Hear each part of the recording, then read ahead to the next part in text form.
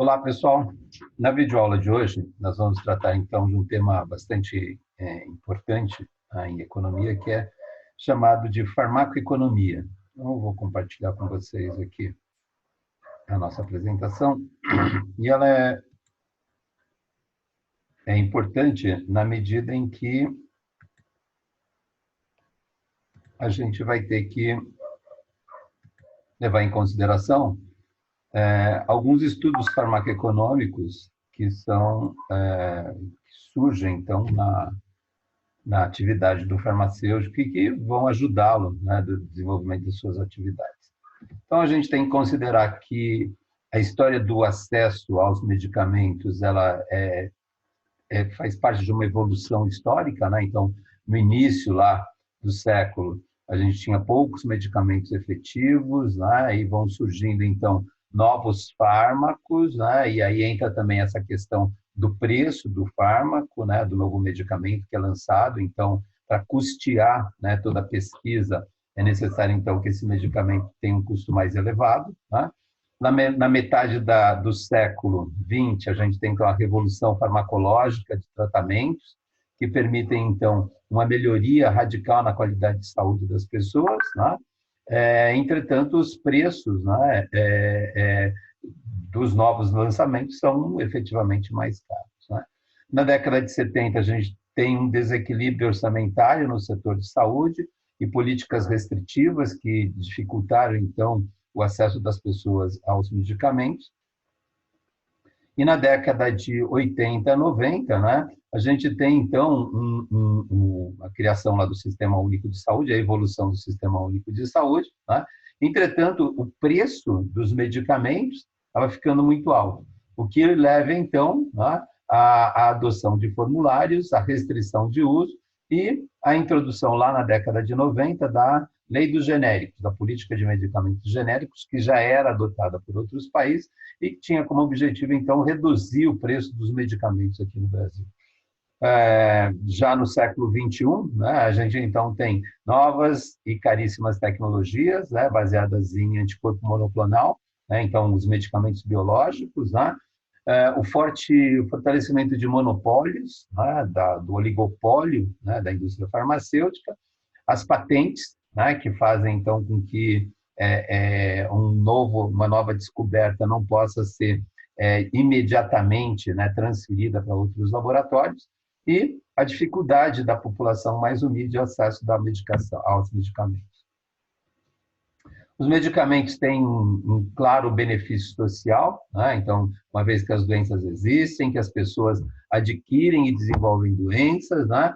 Que os laboratórios de pesquisa, né, a indústria farmacêutica vai desenvolver, né, novas moléculas que vão atuar contra essas doenças, como a gente já viu anteriormente, né, que os medicamentos curam, compensam, previnem e detectam as doenças, né? Então, o objetivo, né, final, né, do farmacêutico, da assistência farmacêutica, é curar os pacientes, né, da melhor maneira possível e da maneira mais econômica possível.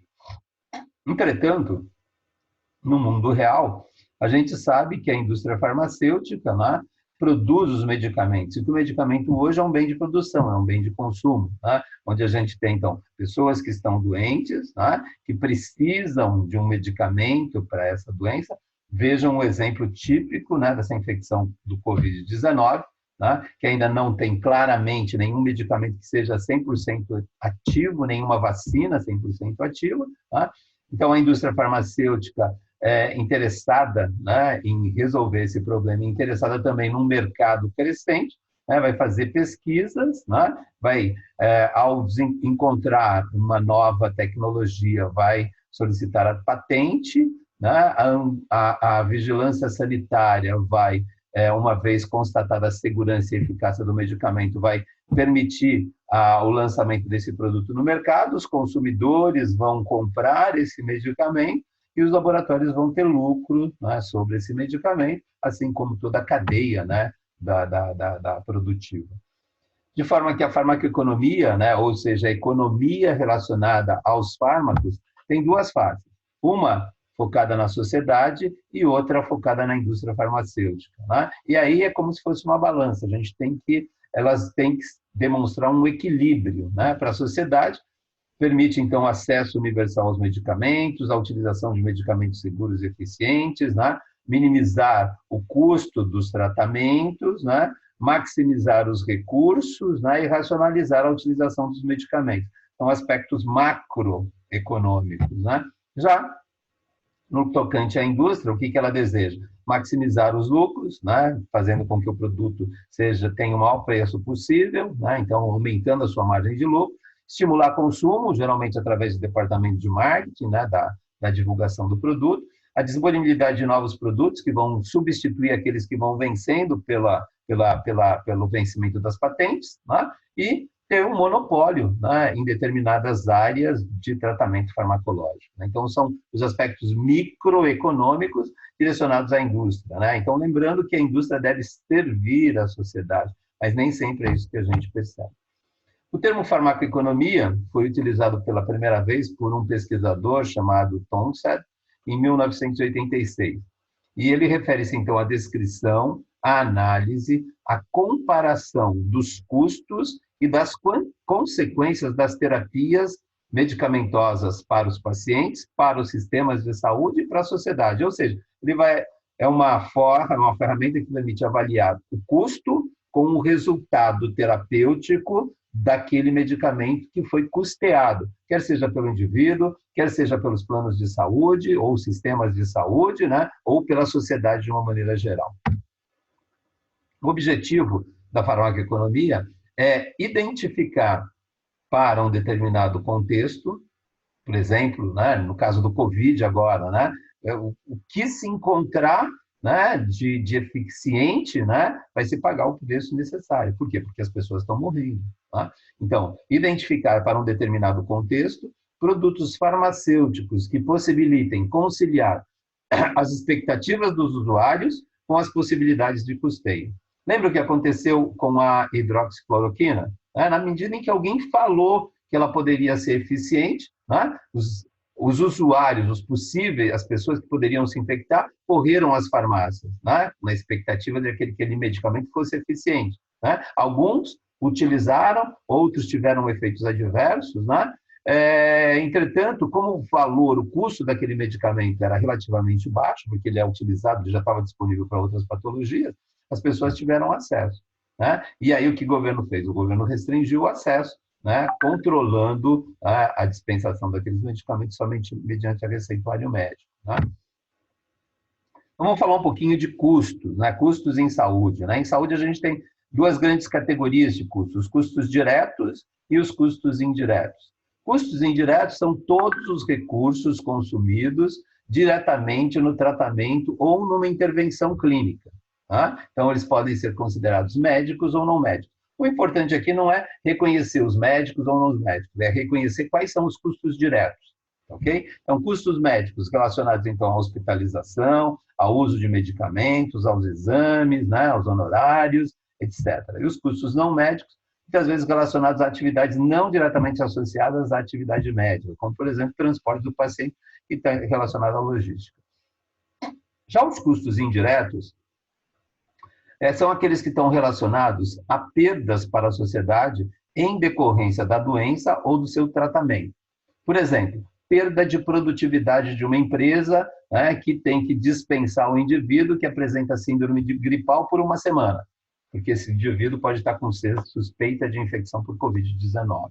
Né? Então, a empresa vai diminuir a sua produtividade, então ela vai ter uma perda econômica, né? E é um custo indireto, né, relacionado aos custos em saúde. Né? Então, por exemplo, né, custos diretos, né, os medicamentos, as consultas, a reabilitação para o paciente, né, os procedimentos hospitalares, a contratação de serviço hospitalar, né, a alimentação que o paciente vai fazer durante a sua hospitalização, o transporte no dia da consulta, né, as reformas da casa para a adaptação de um paciente que tem que ficar acamado por algum período. Né?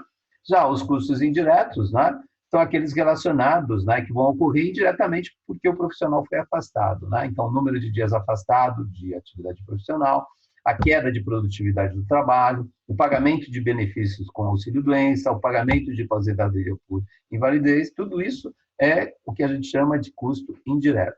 Entretanto, existem alguns custos que a gente não consegue mensurar, ou que são muito difíceis de serem mensurados, que são chamados, então, de custos intangíveis, né? Então, um custo intangível é um custo, né, de difícil mensuração monetária, como custo psicológico da doença, né, causada então por ansiedade e depressão, aqueles associados pela perda de trabalho ou incapacidade de trabalhar, da dependência física, do isolamento social, né, agora nessa fase de pandemia do Covid-19, né, dos conflitos familiares que podem ocorrer, das alterações das atividades da vida diária, da piora da qualidade de vida. Né? Então, custos, né, muitas vezes voltados aos aspectos psicológicos e que são difíceis de serem mensurados, né? Também devem ser avaliados.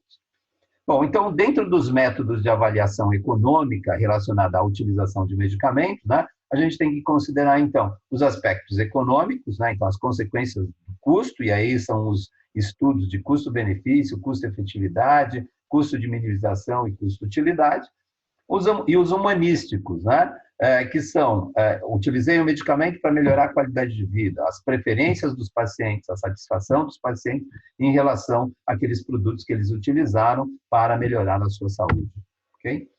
Bom, e a avaliação econômica são técnicas, então, analíticas formais para comparar propostas alternativas de ação, tanto em termos de custos como das suas consequências, que podem ser positivas ou negativas.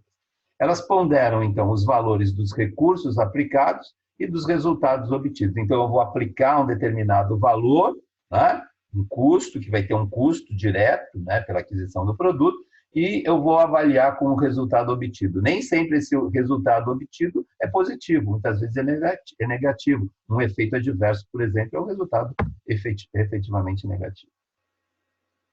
Todos os tipos de análise econômica lidam com custos, mas diferem na maneira como as consequências dos programas e das tecnologias de saúde são medidas e valoradas. É isso que difere um estudo do outro. Tá? Então, o consumo de recursos vai gerar custos, né? Custos diretos, custos indiretos ou custos intangíveis que a gente não consegue mensurar. Né? Então, esses recursos são os programas e as tecnologias de saúde, uma internação, por exemplo, um medicamento, né? E a utilização dessas tecnologias vai resultar, então, num resultado de saúde. Tá? E esses efeitos, né? Então, vai gerar efeitos em saúde, em unidades naturais, utilidade, efeitos em anos de vida ajustados pela qualidade e benefícios econômicos, que podem ser diretos, indiretos ou intangíveis. Tá? Então, é o fundamento, né, dos 4 métodos de avaliação econômica em farmacoeconomia que a gente vai ver. Então, o primeiro é o estudo de avaliação de minimização de custo, ou custo mínimo. Né? O segundo é a avaliação de custo-benefício. A gente está, intuitivamente, a gente sempre faz isso, né? Onde a gente vai comparar o preço dos produtos e o benefício que ele pode nos trazer. A avaliação custo-efetividade, que é um pouquinho mais refinada, e a avaliação custo-utilidade, que é um pouco mais refinada ainda. Ok? Bom, lembra que eu falei que todos eles vão levar em consideração o custo, quanto que a gente vai gastar, ou quanto que se gasta. Né? E o desfecho, ou o resultado, né, vai ser, então, analisado de forma diferente para cada um deles. Né? No estudo de minimização de custo, né, o resultado tem que ser resultado econômico, em unidade monetária. Ele é mais simples e é rápido, é uma simples comparação de preço. Tá? Já na avaliação custo-benefício, também leva-se em consideração o resultado econômico, tá? E ela vai ter uma eficiência um pouco mais complicada, né, de se avaliar. No custo-efetividade, né, a gente vai relacionar o custo em unidades monetárias em relação a unidades naturais, como, por exemplo, anos de vida ganho, né, pressão reduzida, né, nível de diabetes reduzido. Né? Então, o foco é no custo para se obter, então, uma unidade de desfecho, milímetros de mercúrio diminuídos, né? Miligramas de glicose diminuídas. Né? E a avaliação custo-utilidade leva em consideração um fator, né, chamado de anos de vida ajustados pela qualidade, que em inglês é chamado de QALY. Tá? Então, todas essas 4 avaliações levam em consideração, então, unidades financeiras que eu vou gastar para adquirir aquela tecnologia, para utilizar aquela tecnologia, em relação ao desfecho, em relação ao resultado que eu vou obter utilizando aquela tecnologia. Então, para isso, a gente tem que reconhecer alguns jargões, né? O que é benefício, né? O que é efetividade, o que é utilidade. Benefícios são dias de hospitalização evitados, dias de trabalho que deixaram de ser perdidos, materiais, mão de obras, equipamentos que puderam ser redistribuídos. Efetividade, né? Pode ser expressa em anos de vida ganho, número de vidas salvas, redução de colesterol, redução da pressão arterial, número de casos prevenidos, tempo de sintoma ou diminuição do tempo dos sintomas, né? E utilidade, onde a gente vai utilizar aquele índice QALY ou também a VAC, anos de vida ajustados pela qualidade. Então, vamos ver aqui o primeiro estudo, né? O primeiro método de estudo farmacoeconômico, que é a avaliação de custo mínimo ou minimização de custo. Então, a avaliação de custo mínimo compara 2 alternativas de medicamentos que tenham o mesmo resultado e escolhe aquela com o menor custo, ou seja, é apenas a busca de alternativas mais baratas, onde os efeitos sobre a saúde que resultam das tecnologias comparadas são similares. É como se a gente comparasse um medicamento de marca e um medicamento genérico. Todo mundo sabe que o medicamento genérico tem um preço menor do que o medicamento de marca ou medicamento de referência. Tá? Então, é uma forma mais simples de avaliação econômica, somente os custos são submetidos a comparações, pois a eficácia ou a efetividade das alternativas comparáveis são assumidas como sendo equivalentes. Tá? Então, eu pego lá omeprazol genérico, tá? E omeprazol de marca. Tá? E a gente sabe que o omeprazol genérico é mais barato. Né? Então, a gente tem aí uma análise de minimização de custo. Tá? Exemplo aqui, né? Vocês têm lá o antibiótico A, o antibiótico B, os dois têm a mesma eficácia de 96%. Tá? O tempo de resposta ao antibiótico A é de 5 dias, para o antibiótico B é de 7 dias. O frasco ampola do antibiótico A custa R$ 59,00, né, e o do antibiótico B, R$ 56,00. A posologia para o A é de um frasco ampola a cada 4 horas, ou seja, 6 aplicações diárias. Para o antibiótico B, 4 aplicações diárias, de 6 em 6 horas. Tá? O custo do medicamento total para o tratamento, né, de 5 dias aqui e de 7 dias aqui são esses valores, 1.770 e 1.568. Né? O custo da internação, que é o mesmo, né? Aqui são 5 dias e aqui são 7 dias, custo total 500 e aqui 700. O custo do exame para acompanhamento, né? Por dia, 1 hemograma por dia, cada um custa R$ 5,00, teríamos R$ 25,00, e aqui no caso teríamos R$ 35,00 no antibiótico B, porque são 7 dias de internação. O custo de infusão, R$ 10,00 por aplicação, vezes 6 aplicações, durante 5 dias, totalizando R$ 300,00. E no antibiótico B, né, R$ 10,00 por dia, 4 aplicações, durante 7 dias, R$ 280,00. E se a gente somar, então, né, todos os custos envolvidos em relação ao uso do antibiótico A e do antibiótico B, a gente vai chegar que o antibiótico A tem um custo, né, total de R$ 2.595, tá? E o antibiótico B um custo de R$ 2.583. Tá? Já que os dois têm a mesma efetividade, a gente poderia, numa situação, escolher o antibiótico B porque ele é um pouco mais econômico. Entretanto, a gente deve levar em consideração também, né, que se esse paciente está internado, ele vai estar ocupando um leito. E quanto mais rápido ele sair do hospital, melhor. Né? Então, nesse sentido, em termos de ocupação de leito, a melhor alternativa poderia ser o antibiótico A e não o antibiótico B, mesmo porque eles têm um preço, né, um custo muito próximo. Já na análise custo-benefício, a gente procura identificar a opção de tratamento que permite reduzir custos ou aumentar lucros, especificamente olhando a resposta financeira obtida por cada opção. Há uma semelhança entre a filosofia adotada nesse tipo de análise e uma aplicação financeira, na qual se comparam as opções disponíveis no mercado para se descobrir qual proporcionará a maior taxa de lucro. É aplicado quando a opção terapêutica é avaliada tão somente em termos de suas vantagens ou desvantagens econômicas. Né? Vamos pegar o exemplo aí da vacinação. Né? Por que o governo gasta, né, milhões aí para adquirir uma vacina que vai ser aplicada especificamente na população idosa? né? Ah, o governo é bonzinho e gosta, vai estar preservando a saúde da população. Sim, também tem esse aspecto, né, social. Entretanto, o governo sabe que nessa época de inverno, outono e inverno, né, os idosos são mais sensíveis a problemas respiratórios, que podem levar a uma infecção em unidade de terapia intensiva, que tem um custo elevado e que o paciente pode ir a óbito. Entretanto, vacinando as pessoas, né, essa população, você vai gastar um determinado valor, mas lá no final do processo, o custo, né, em relação àqueles que não vão ficar gripados, vai ser muito melhor do que se não tivesse feito nenhuma campanha de vacinação. Vamos pegar um exemplo, né? Uma empresa com 1.000 funcionários é convidada a fazer uma ampla campanha de vacinação contra a gripe. O custo de cada vacina é de R$ 10, com uma cobertura de 1 ano e eficácia de 50%. E aí vem o dilema, né? Será que a diretoria deve concordar em vacinar todos os funcionários? Né? Porque se ela for vacinar todos os funcionários, são 1.000 funcionários, ela vai gastar R$ 10.000, né, para fazer isso. Então, é um investimento que ela vai ter que ter. Tá? Para tanto, para que a gente possa analisar, né, essa opção, a gente tem que considerar que cada falta no trabalho, motivada pela gripe, tem um custo indireto, né, diário, de 1 dia por homem por ano, né, de R$ 30 por trabalhador. E o que nos dá, então, um dispêndio anual de R$ 30.000.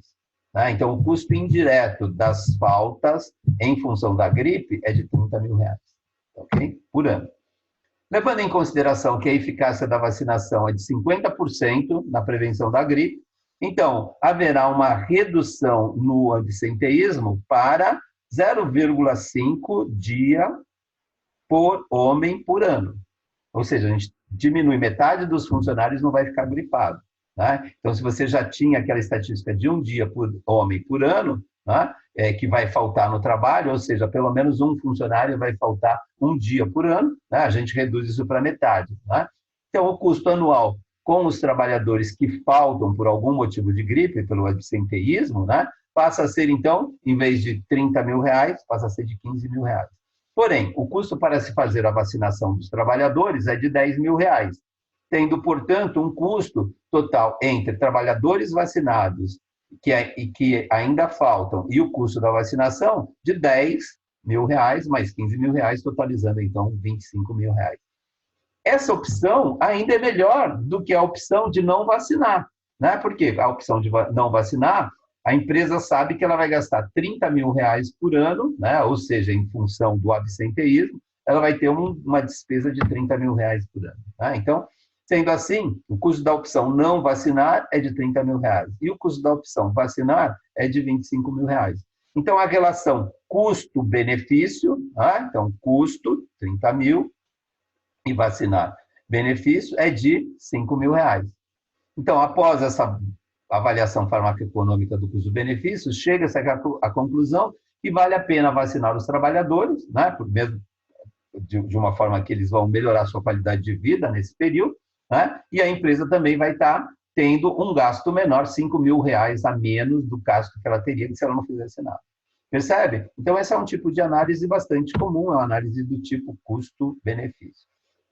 Terceiro tipo de avaliação é a avaliação custo-efetividade. Né? Nesse tipo de avaliação, se identifica as alternativas com melhor resultado, com melhor desfecho para a saúde da população por cada unidade monetária gasta, ou por cada real que se gasta com a população. Uma intervenção custo-efetiva significa que, comparada com outras intervenções que resultam em unidades similares do preço, essa alternativa é relativamente mais eficiente ou requer menores recursos para produzir uma mesma unidade de resultado. Né? Então, é a forma mais barata para se atingir um dado objetivo. Okay? Na análise custo-efetividade, a efetividade é expressa em unidades não monetárias, diferentemente dos 2 outros estudos que a gente viu, definindo o objeto da análise, né, como, por exemplo, vidas salvas, anos de vida ganho, dias de incapacidade evitada, casos tratados. Né? É aplicado quando a opção terapêutica é avaliada em termos de resultado clínico e não em termos de resultado financeiro. Resultado clínico seria, por exemplo, eu tomo sou hipertenso e tomo um antihipertensivo para diminuir a pressão. Né? Se a minha pressão se manter estável, eu não vou ter os sintomas da hipertensão e a minha qualidade de vida vai melhorar. Né? No caso de um antidiabético, por exemplo, né? Eu tomo, a minha glicemia é alta e pelo fato da minha glicemia ser alta, eu vou ter uma série de problemas que podem se exacerbar lá no futuro. Para que eu não tenha esses problemas, eu vou tomar um antidiabético.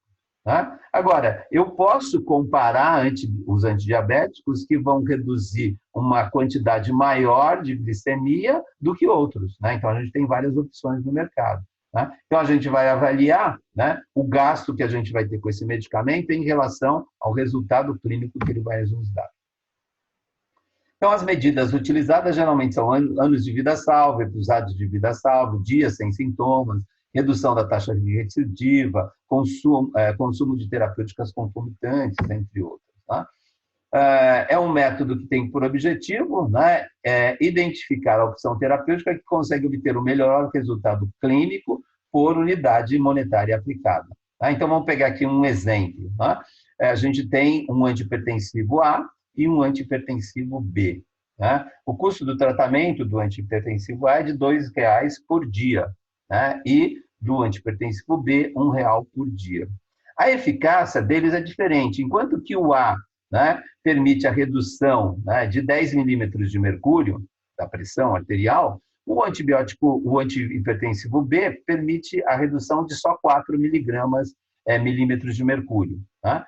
Já a relação, então, se eu fizer a relação custo-eficácia, né, ou seja, o custo de 2 dividido por 10 milímetros de mercúrio que ocorre, né, eu vou chegar à razão, né, custo-eficácia, de 20 centavos para cada milímetro de mercúrio reduzido. Ou seja, eu vou pagar 20 centavos por cada milímetro de mercúrio reduzido em relação ao medicamento que eu utilizo, o medicamento A, o antihipertensivo A.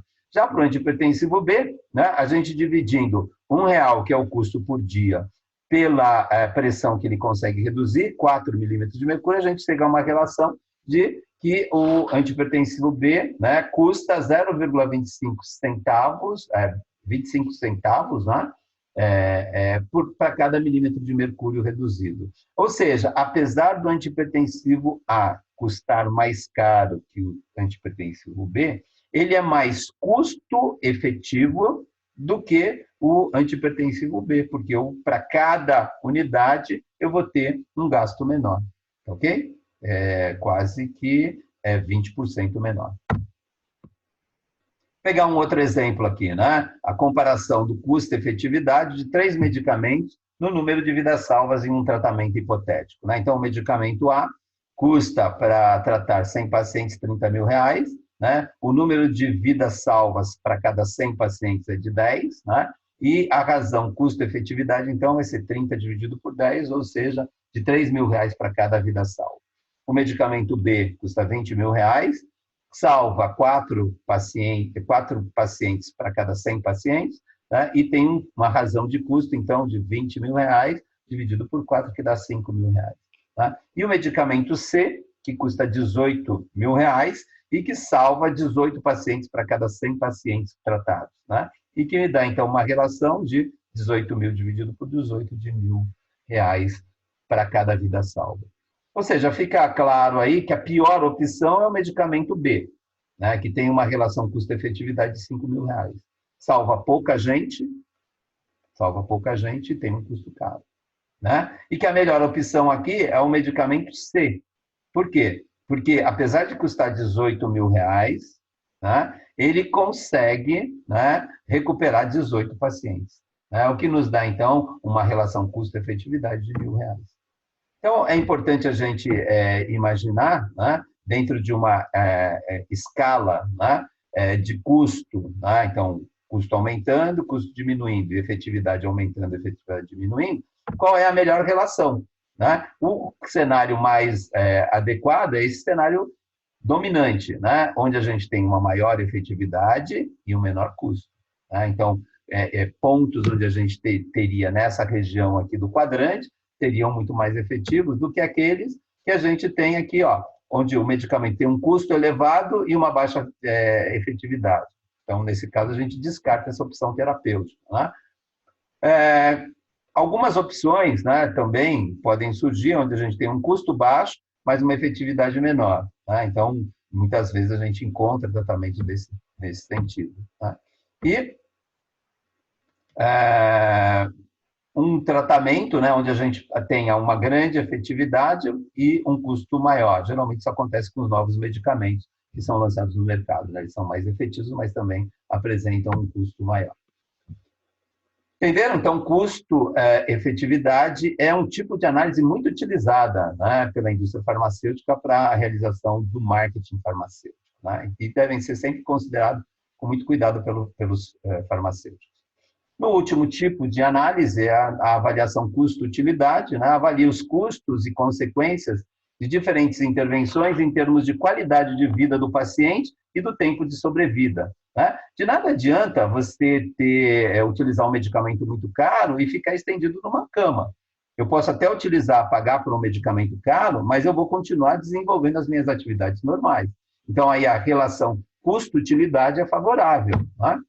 Então, para isso, a gente tem que avaliar o que é qualidade de vida. E qualidade de vida geralmente é avaliada por meio de questionários do tipo SF-36, ou escalas de percepção de estados de saúde, analisando valores quantitativos que representam scores de qualidade de vida, né? Quality of life, expressos numa escala que vai de 0 a 1, onde 0 é a pior qualidade de vida e 1 é a melhor qualidade de vida. O indicador Quality of Life, usado em associação com o tempo de vida do paciente, permite obter, então, um valor, né, chamado de QALY, ou AVAC, anos de vida ajustados pela qualidade. Então, vamos pegar aqui, ó, 2 exemplos, né? Então, aqui, ó, um medicamento que vai ser utilizado neste paciente aqui, né, que está acamado, e que vai permitir que ele prolongue a sua vida por 10 anos. E um outro medicamento que vai ser aplicado nessa paciente aqui, né, que vai ter uma sobrevida de 4 anos. Percebam que, ó, esse score de qualidade de vida é muito baixo aqui, né? De 0 a 1, ele tem 0,1. Por quê? Ninguém quer uma situação, estar vivo numa situação dessa por um tempo tão prolongado, né? Já para esse outro paciente, né, ele não está deambulando, né, sem o uso de cadeira de rodas, sem o uso da bengala, né, mas ele tem uma certa qualidade de vida, ele pode se deslocar, né? Então ele tem um score de 0,5, por exemplo, né? Então, multiplicando o score de qualidade de vida vezes o tempo de sobrevida do paciente, ó, 10 anos vezes 0,1 me dá um indicador QALY de 1 ano, né, de 1, valor 1. Tá? Já multiplicando o score do Quality of Life vezes 4 anos de vida, a gente vai ter, então, um valor QALY de 2, né, que é muito mais interessante do que esse QALY de 1. Tá? E aí, então, a gente pode utilizar essas informações para definir qual é o melhor medicamento que a gente pode utilizar ou qual é o medicamento mais indicado para uma determinada situação. Então, a escolha entre 2 antidepressivos, por exemplo, o custo do tratamento por dia do antidepressivo A e do B, né, o A é de 1,30 e o do B é de 2,50. O score qualidade de vida, né, para cada um desses antihipertensivos, no primeiro é de 0,5 e no segundo é de 0,8. E a extensão de vida mediana, medida na população, pela utilização do antidepressivo A e do antidepressivo B, né, no A é de 20 anos e no B é de 30 anos. Então, se a gente multiplicar 0,5 vezes 20, a gente encontra o índice QALY, né, qualidade de vida ajustados, né, pelo tempo, né, é de 10 para o antidepressivo A e para o antidepressivo B, né, 30 anos vezes 0,8 é de 24. Então, o custo anual do tratamento desse paciente aqui, 1,30 vezes 365 dias, né, vai dar 474,50, e para o antidepressivo B, 912,50. E se a gente dividir, então, né, esse custo pelo índice QALY, né, então a gente vai encontrar para o medicamento A, para o antidepressivo A, 47,45, né, reais, né, de qualidade de vida por ano. Tá? e já para o antidepressivo B, 38,02, né? Por ano de qualidade de vida ajustado. Né? Então, aqui a gente chega à conclusão de que, apesar do antidepressivo B ser muito mais caro do que o antidepressivo A, né? Ele é quase o dobro do preço, né? Ele apresenta uma relação custo-utilidade melhor. Né? Então, ele vai permitir uma qualidade de vida melhor para o paciente. Né? Então, se toma como opção, né, a utilização do antidepressivo B, né, apesar de ele ter um custo mais elevado. Então, a gente viu aí os 4 estudos, né, farmacoeconômicos que podem ser possíveis dentro da farmacoeconomia, e lembrando, né, que esses estudos representam uma ferramenta de apoio à decisão em saúde, que busca, né, um balanço ético e justo entre os custos que vão ser pagos pela assistência de saúde e as consequências, ou seja, os resultados, os desfechos, né, desse tratamento. Né? Então, os medicamentos, né, têm custo, né? O tratamento de saúde tem custo. Né? E os planos de saúde, a sociedade, os sistemas de saúde têm que conseguir pagar por esses custos da melhor maneira possível. Né? E daí, então, a gente tem esses estudos que nos permitem, né, ajudar a tomada de decisão sobre que decisão tomar para os vários tratamentos que são possíveis. Tá ok? Finalizando aqui, né, então, sabendo que no tempo de Cristo um traidor valia 30 dinheiros, e nos dias atuais de hoje compra-se um deputado por 30 mil dinheiros, calcule a inflação no período. É claro que eu não vou pedir para vocês calcularem, né, essa inflação ao longo do tempo. Para essa videoaula, a gente se utilizou, então, da apostila de GF2, lá da Unip, né? Os estudos farmacoeconômicos, né, conceitos básicos que eu vou mandar para vocês, e aqui o livro da professora Silvia Storpitz sobre farmácia clínica e atenção farmacêutica. Ok? Obrigado pela atenção e até a nossa próxima videoaula.